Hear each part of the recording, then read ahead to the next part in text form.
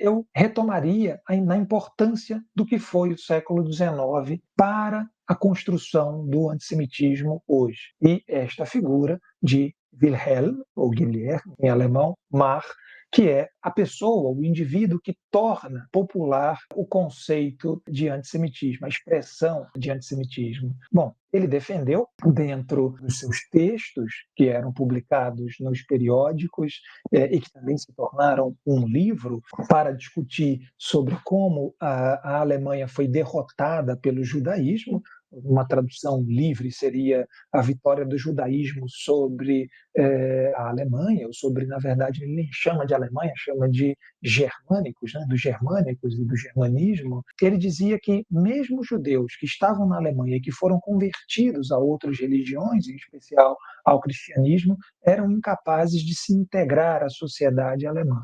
E que, na verdade, o que eles queriam era destruir um conceito de germanidade, tentando colocar a sua identidade como judeu como a identidade que prevalecesse sobre a sociedade.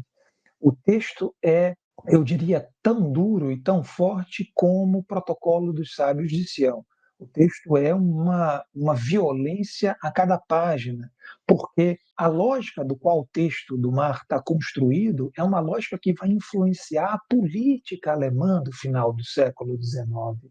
A chamada questão Dreißig na Alemanha, que é quando um político alemão leva pela primeira vez ao parlamento alemão um discurso antissemita no século XIX, isso acaba tendo um impacto muito grande na visão social que se constituía sobre os judeus. Então, quando nós falamos hoje de antissemitismo, estamos falando muito influenciados pela percepção que Wilhelm Marr constituiu dessa palavra. E acho isso muito importante, porque uma coisa que se chama pouco atenção, e eu vou querer chamar agora para vocês, é como se escreve a palavra antissemitismo. Porque, na minha concepção como historiador e como eu posso me dizer publicamente um militante contra o antissemitismo, eu só escrevo de uma forma e me recuso a escrever de outra. E vou explicar a vocês por quê disso. Marx defendia a ideia de que os judeus eram perigosos porque eles queriam destruir a identidade da Alemanha. E ele queria buscar um termo, ou buscou construir um termo, que tivesse efetivamente a conotação racial e a conotação científica e que tentasse deixar de lado a questão efetivamente religiosa. E o que ele fez, dentro do seu livro, foi buscar dentro do vocabulário alemão um substantivo que fosse capaz de explicar isso. E ele constituiu a ideia de antissemitismo. Porque muitas vezes vocês vão ler a palavra antissemitismo escrita com A maiúscula. Porque todo substantivo em alemão é escrito com letra maiúscula. Então, efetivamente, quando nós, até em língua portuguesa, escrevemos antissemitismo com A maiúsculo, estamos usando a palavra original do criador, né, do Wilhelm Marr.